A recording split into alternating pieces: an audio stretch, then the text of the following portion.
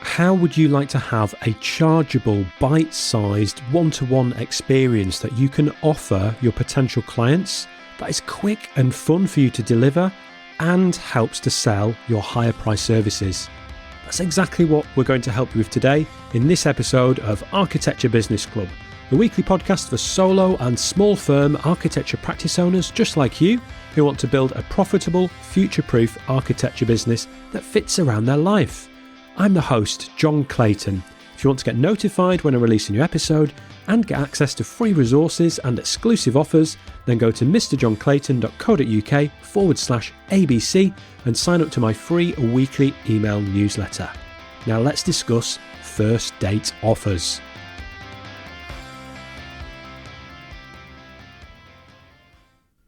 In this episode, I'm joined by Laura Robinson. Laura is a marketing mentor for expertise-based businesses. She's been working in marketing and copywriting for more than 14 years. And in that time, she's helped hundreds of business owners create and sell online offers and to make their online marketing more effective. She's delivered masterclasses for Enterprise Nation, Membership Academy, and Andrew and Pete's Atomic Community. And she's also shared her expertise as a speaker at Erin Wong's Momentum Day and Atomicon, one of Europe's largest business conferences. If you're running a business that needs to fit around your other life challenges, priorities and adventures, sign up for Laura's free comfy business newsletter at worditude.co.uk/newsletter. Laura, welcome to Architecture Business Club. Hello, thank you for having me. It's great to have you here today. I'm a big fan of yours, as you know, hopefully. Before we just dive into the topic we're going to talk about, though, I've got to ask you about this. You're a volunteer marine mammal medic. Could you tell me a little bit about that? I can. It sounds like the name feels like it makes it sound like a lot more hands-on than it really is. I volunteered with a charity called the British Divers Marine Life Rescue, even though there's absolutely no diving involved. It's kind of a legacy name. And we work all over the UK coastline. And if there's any marine mammals that are in distress and they need help out of the water, so they're out of the water for some reason, I can get called and go and help with that. So the people who volunteer up in Scotland, they typically get like whales and dolphins. Where I am in East Anglia, I have only been called out to seals. And that's usually during the pupping season when seal pups are weaned from their mums quite early, a few weeks old. And the vast majority of them go off to fish successfully and gain body weight and go and live independent, happy lives. But some of them aren't so lucky and they might sustain injuries, storm damage. They just fail to thrive, really. And so we get called out to pick them up and take them to a wildlife hospital where they get fed up until they're a good body weight and then released back into the wild. Oh, that sounds awesome. Have you ever been tempted to take one home? Absolutely not. They are so beautiful to look at, but they really smell and they're very bitey. So they have a good public image that they don't really deserve if you get up close to them. Yeah, fair enough. Okay, so best viewed from a distance. Definitely. Yeah, you don't want to get as close as I do.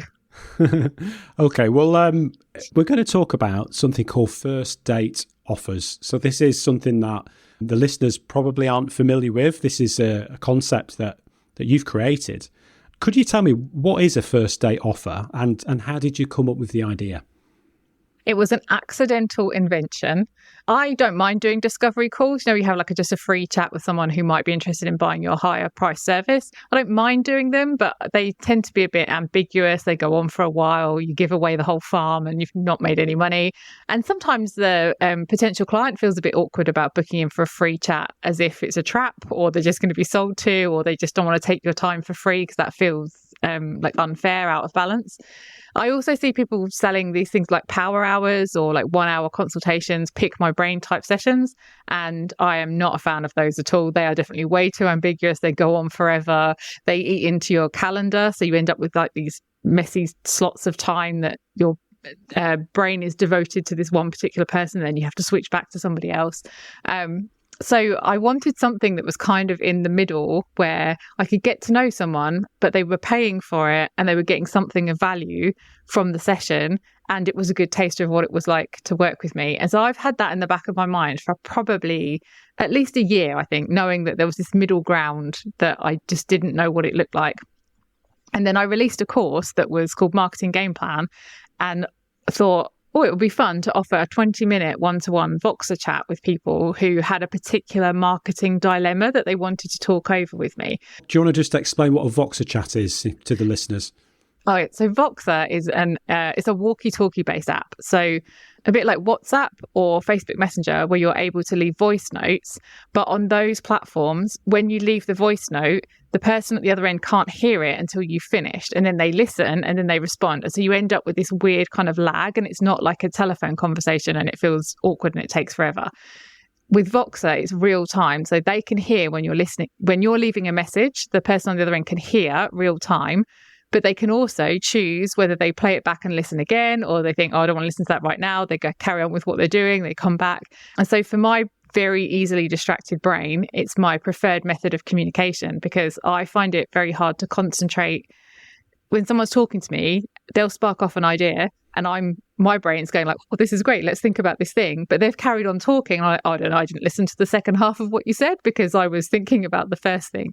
But with Voxer, I can do that. I can write notes. I can go off with whatever the first thing was. And then I can re-listen to the message and pick up the second or third or fourth points before I get back to them with a more comprehensive message. So it's a slower flow of conversation than, say, a Zoom chat, but faster than voice messaging on the other apps. So I could go on about it forever because I absolutely love that form of communication. Okay, well, that's probably, we could probably do a whole episode in the future about using Voxer, because I love Voxer as well. So you were using Voxer for that initial offer, that 20-minute conversation that you talked about. So let's just swing it back around to that then. So I'd only made it available to people who'd bought the course, and it was very focused on like any kind of marketing. You're stuck with a marketing dilemma. Like you just don't know what to do next. You need to make a decision about a thing.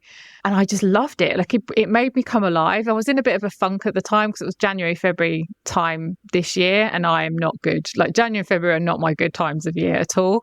And I realized when I get to talk to people just for a short period of time, it reinvigorates me. It gives me ideas. It gives me inspiration. I love the reaction that you get from a 20-minute intense session at the end. The recipient or the client on the other end is just totally blown away by what we can achieve in 20 minutes. And so then that helps like pump me up as well.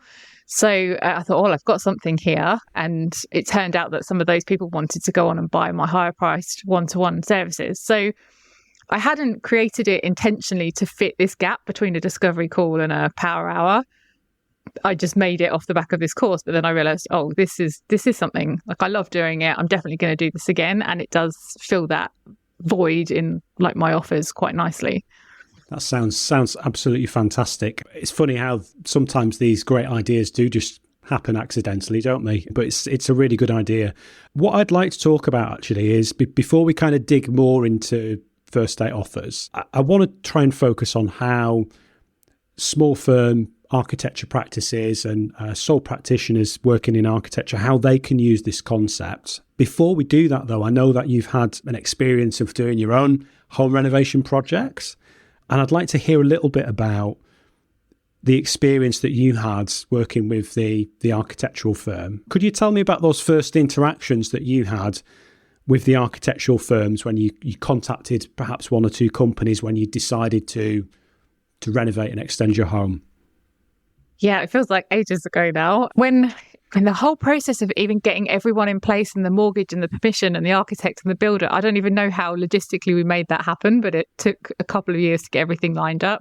And my experience with, I contacted a couple of architects and they came around and they obviously didn't really want to do the job, so they were humouring me because I'd asked for them to come. And initially we were looking at a loft conversion and whether that would be possible or not, and it wasn't. The architect we settled with was our builder. The builder we chose is someone that his dad had done my parents' extension. So we live in quite a small village kind of town. Everybody knows everybody. And so that was, for me, I wanted it to be someone that I really trusted. And I was going to be leaving my house empty for a good few weeks at a time. You know, I was coming back every day, but I just wanted to be comfortable that it was someone that when we moved back into the house, we felt like it had been a good experience. We'd enjoyed the process. Like that was my top priority. So I wanted it to be this particular group of builders above anything else. And so we chose them first, and then we went with the architect that they were most familiar with working with, because they had such a great relationship. It made everything much easier. And what happened then once you decided you were going to use that architect?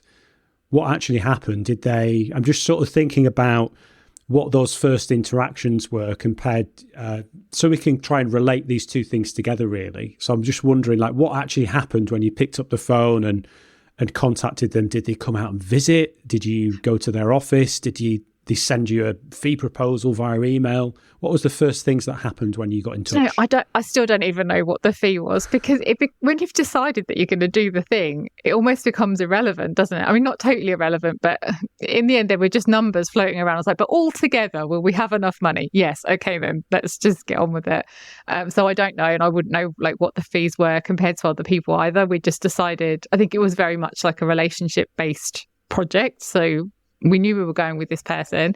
She came to the house and did all the measurements and stuff, and we chatted about what I really enjoyed was talking about what we wanted to achieve by doing it. So she wasn't, because I had an idea if we're going to put this extension on the back and these bedrooms are going to go here, and she was taking me up a level and saying, okay, you don't need to decide that. Like, you don't need to decide where the bedrooms go or where the walls are going to be. You tell me what it is that you want to achieve when you move back into the house. So that was a really helpful experience to kind of hand it over a bit. And then she came back to me with 2 or 3 floor plans, one of which would have been the most amazing master suite at the back of the house with views of the sea. And the other one was the one where the kids got the best bedrooms at the back of the house with the best light and the views of the sea. And I think everybody knows which one I went for. The kids are very happy.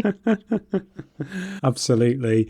Brilliant. Thanks so much for sharing that. So let's talk again about the concept of first date offers then. And what I'm really interested to dig into is maybe we could do a little bit of brainstorming and think about a first date offer that architecture practices could use. So to think about, how could we apply something like what you did? Just to remind everyone, the first date offer that you had, what was the price point? Was it £47? It's £47, and it's a 20-minute chat to solve one particular marketing dilemma. And so the overall concept of the first date offer that so far we've applied it to a lot of different industries, including I figured one out with a doula the other day, wedding photographers, cake bakers, like things that you just like, I don't know how this would work, but so far I'm doing okay with figuring out examples. The concept is that it's a short one-to-one interaction where they pay for it and they get something of value the other side of it, and potentially they might go on to buy a higher priced offer from you. And the interaction is a sample of the experience of working with you. So it does also need to mirror in some way, like if they went to work with you longer term, how would you be interacting with them? Would you be coming to their house? Would it be via Zoom? Is it a lot over some other platform that you use to communicate with your clients?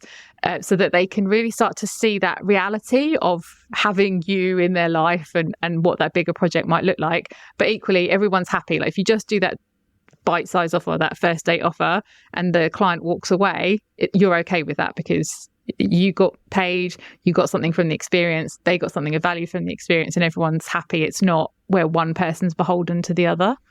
Okay, so it's a bite-size one-to-one offer that leaves both the customer and you as the service provider both feeling really happy about it and enjoying delivering it, even if this is something that doesn't, ideally I could see how this could easily encourage people to then go on and buy the higher ticket solution, whatever that package is, but it's something that can stand alone.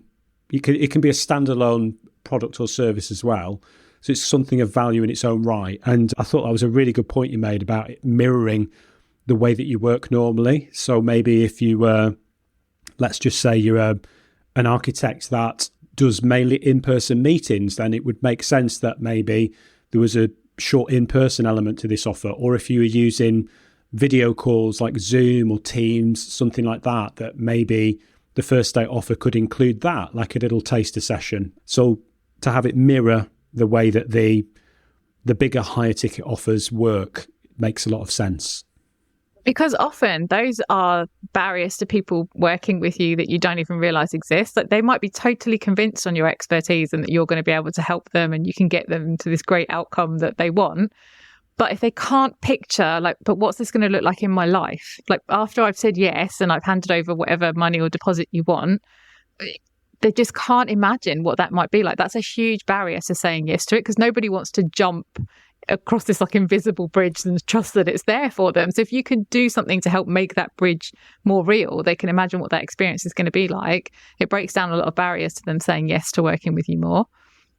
Okay. So, I mean, I did have a few initial thoughts, and I'd love to get your feedback on these. So one idea was maybe sending an initial appraisal of a property or a building plot or a building's development potential. So something like that. Another idea was maybe to give feedback on a customer's own sketch design. Often people will be on Pinterest collating all sorts of ideas and sketching out their own floor plans. So I wondered about maybe giving feedback on that, on their design idea, maybe via a short video, perhaps. It could be a little video screen recording. Or maybe one thing that a lot of people's minds is, particularly homeowners, is whether to move or improve. They might be thinking, you know, we need an extra bedroom. Like, what's the best thing to do? Do we move or improve what we've got? So it could be a telephone consultation or a Voxer call using Voxer to help them decide on that. And the other idea I had was helping them maybe figure out their next 3 steps to get started on a renovation or a property development.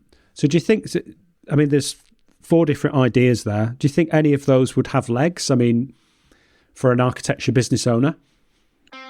Remember, don't forget to subscribe to my free weekly email newsletter. You can do that at mrjohnclayton.co.uk/ABC. And if you're enjoying this episode, then please visit podchaser.com, search for Architecture Business Club and leave a 5-star review. Now back to the show.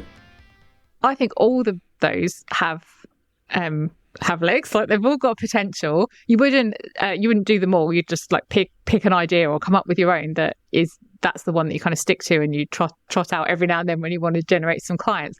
But what I wanted to say about all those different ideas is I love that most of them, probably all of them, were things that you could do in your own time. So you actually did it.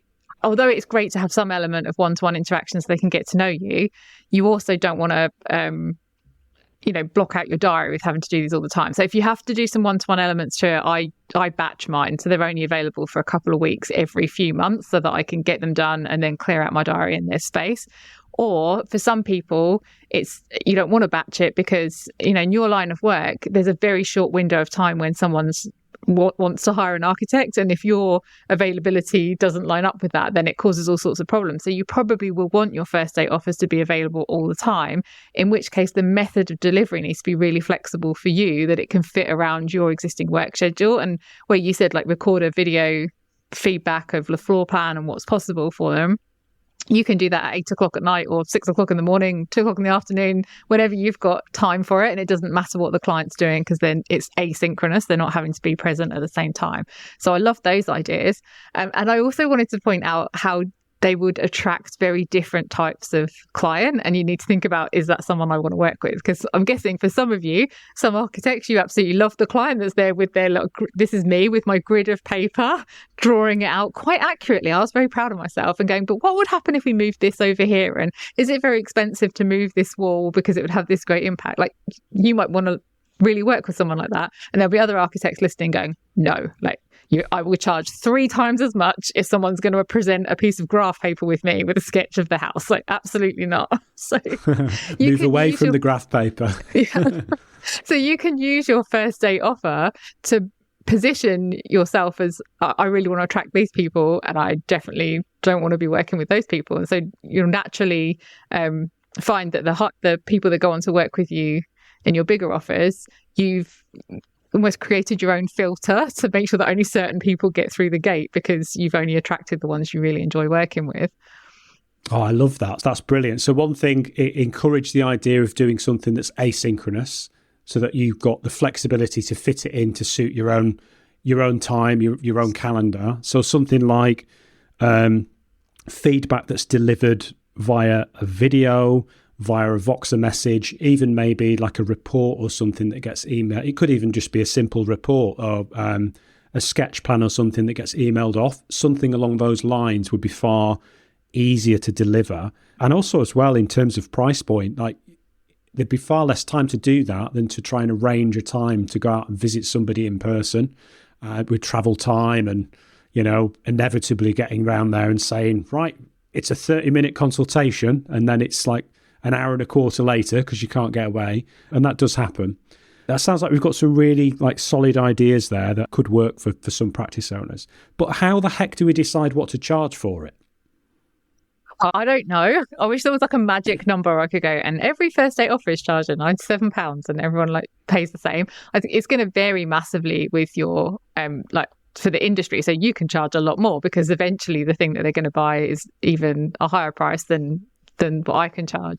So it needs to be a balance between it's a really easy thing for people to say yes to. Like it's not, they don't have to think about, what's a bit of an investment? Like this is a bit hard. Am I saying yes now or do I wait a month? Like it does need to be low so that there's very little friction there because you've got that potential for them to be a lead for a higher paying thing. But there has to be absolutely no resentment from you for delivering it for that fee. Now, for me, it was easy for me to charge a very small amount compared to what it would be to work with me longer term, because it's not available all the time. So it's very small batches. I'll release a batch of 10. They go pretty quickly. So it's done entirely on my own terms. It's not trading off. So people who buy my higher price things don't think, oh yeah, but if I bought 10 of this low price thing, you know, I would have paid. It doesn't work like that because you just can't buy lots of these lower price things. They're in a very limited number for very limited periods of time. But I also get so much more out of it than the money. So when I'm judging, is there any resentment for me only charging this small fee? Absolutely not, because I get so much from it, not just the leads that it generates, but from the experience, just really being able to understand what's going on in those potential clients' minds. What are they struggling with every day? What's the thing that's holding them back? Even if they don't go on to work with me longer term, I'm using that knowledge to create content, to come up with marketing ideas, to refine the paid products that people can buy. When I'm deciding the price, there's so much more. When I'm deciding the price, I'm looking at the value exchange. What are they getting out of it? And do I feel good about what I'm getting out of it? But it's not just money. There's so much more on like my side of the equation. Got it. No, that's given me a really good... I'm already thinking like, what could I do with these ideas and how much would I charge? But no, that's given me a really good kind of yardstick to work to there. I wanted just to like interrupt you. Yeah, It's really important that it's not that. This is why it works so much better than like a 1 hour consultation. When you do something that's ambiguous like that and you're just giving away an hour of your time, people start to do the maths of, well, if I bought 3 of these, would you be able to do this? And it might not be as much of an issue in your profession, but maybe it is. You're trying to create this, the first date offer is something that's so standalone. It's not comparable to the higher price things. It's not you couldn't buy 10 of them and make your big thing, because that's just not how it works. It's something that's, it's an individual, discrete, standalone offer that they can't, it's not a component of your bigger thing. You can't make it up by buying lots of those or I'll have one of those a month and then I don't need to buy your long-term package. It just doesn't work like that. Okay. So rather than it being framed like you're buying 30 minutes of my time, it's like you're getting this transformation. This is the thing. You buy this thing, we solve this problem, and at the end, once you've received it, your life is so many times better because we've fixed this thing you're struggling with. It's not about the fact that it might only take you 30 minutes to actually do it. Exactly. And the example in the course that I've got about it, the example I use is, if you had a gardener come and knock on your door, like a gardener can see the garden's a bit of a tip, you obviously need some help with that. They could knock on your door and say, you can hire me for this much money every week. That's quite a hard thing to say yes to. Like, I don't know who you are and I don't know what you're going to do and I don't really want to commit to that. Or they could say, you can hire me for an hour and see what I can achieve in an hour. And you might say yes. But again, it doesn't really like give you this feeling of what it's going to be like to have someone for long term. Or they could offer you a package that takes them an hour to deliver, but we don't need to know that. And they come in and they describe, this is what I would do to your garden to make it somewhere that would be really enjoyable for you. And this is what that would look like. And you pay for it because you could go away and implement that plan yourself if you wanted. But for the most part, you're going to say, yeah, no, that's way too much work for me to do. So yes, if you'd like to come back every week for this amount of money and work towards this vision of my garden that you've created, that would be wonderful. Okay, that makes a lot of sense. Are there any pitfalls that you've come across, or your other clients that have developed their own first date offers? Is there any pitfalls to avoid, or any problems that you found that people have had to kind of work around in creating these offers? Being too big in scope. It's 20 minutes. People are going to work with me for 20 minutes. We're going to tackle one project or one question, one dilemma, one problem. That's very narrow. As soon as I've worked with people who've then said, oh, but I don't mind it being an hour, or like, I'm happy to offer my clients longer. And then they find that everyone leaves unhappy because you sort of start pulling at other threads and asking other questions and looking in other places, but you can't ever really make that much progress in those things and wrap it up in a way that feels comfortable and like everybody's happy, and you've tie a nice bow around it and that's done. So I think making it too broad in scope actually ends up with everyone feeling a bit dissatisfied.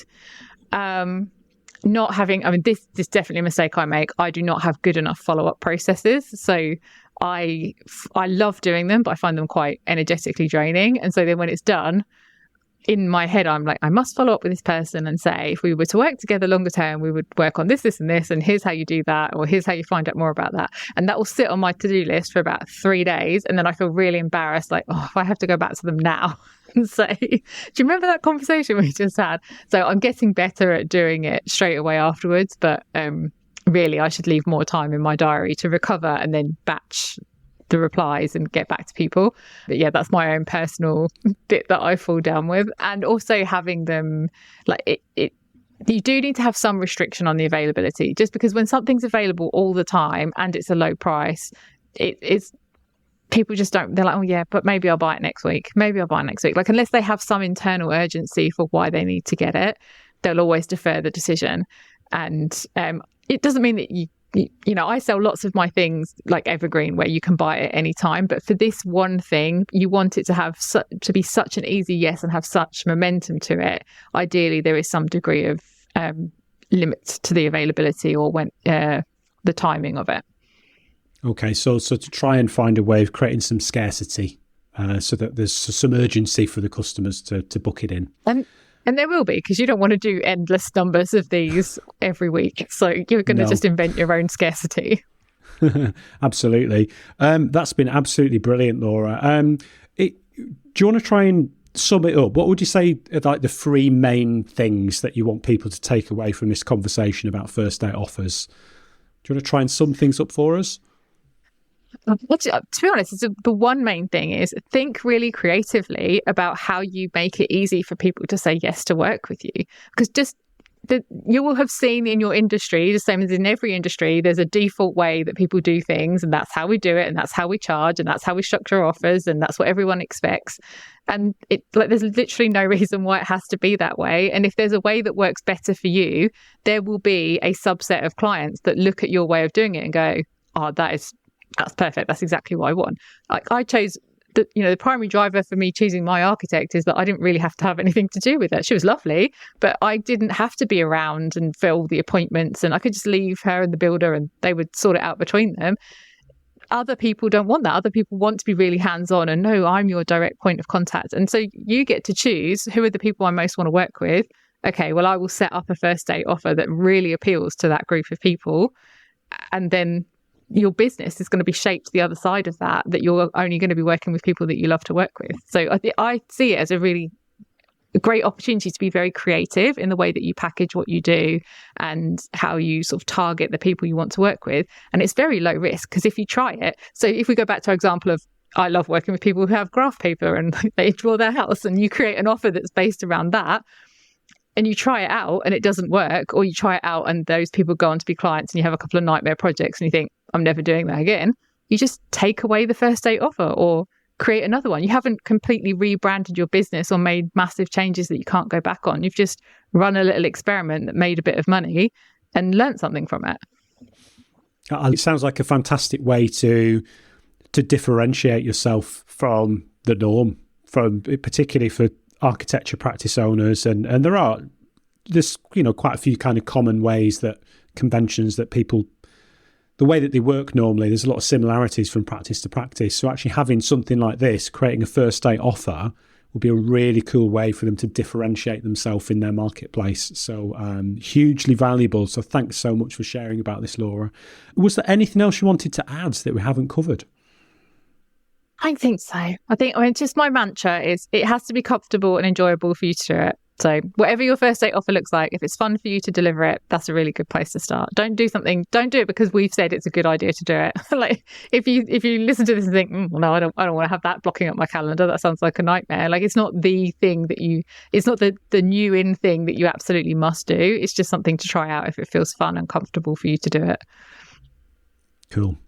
Brilliant. There's one other question that I wanted to ask, and it's nothing to do with first date offers. I love travel and discovering new places. And I just wanted to tell me one of your favourite places and what you love about it. And it can be near or far. And I've got a feeling I might know what you're going to say, but fire away. Is it that, I'm just going to say my local beach? Yeah. Is that what you're expecting? That's fine, that's fine. I live 1 mile from the coast, which is lovely. I can see the sea from the back of our house where our new extension is. And I love being there. I love walking by the sea and the sound that the waves make. But I also love the fact that some days it's still and calm like a pond, and other days it's so fierce and cold and unappealing and you wouldn't ever imagine going in it, and it's just still the same sea. I feel like that's such for me it feels like such a metaphor for life. Like I'm in the same place, but it's such a different experience each time you go down there. So yep, that's my favourite place, and it's a very lovely beach to come and visit as well. I'll have to visit one day.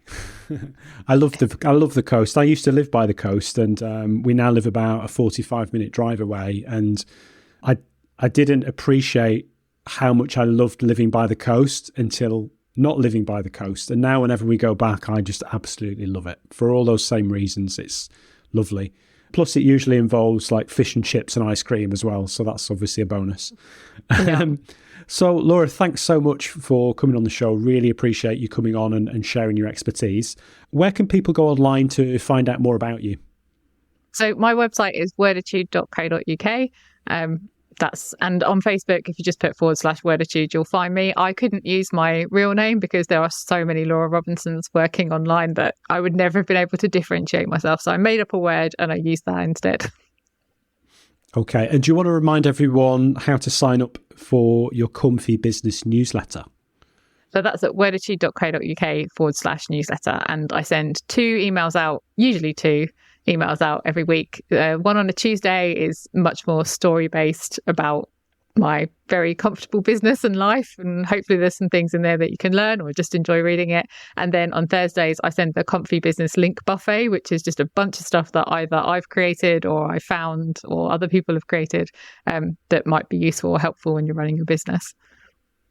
Oh, that's awesome. Thanks so much, Laura. You're welcome. Thank you. Next time, I'll be chatting with architect and architectural technologist Anne Vanner about her experience of returning to practice. Thanks so much for listening to this episode of Architecture Business Club. If you liked this episode, think other people might enjoy it, or just want to show your support, then please visit podchaser.com, search for Architecture Business Club, and leave a glowing 5-star review. It would mean so much to me and makes it easier for new listeners to discover the show. If you just want to connect with me, you can do that on most social media platforms. Just search for @Mr. John Clayton. The best place to connect with me online, though, is on LinkedIn. You can find a link to my profile in the show notes. Remember, running your architecture business doesn't have to be hard, and you don't need to do it alone. This is Architecture Business Club,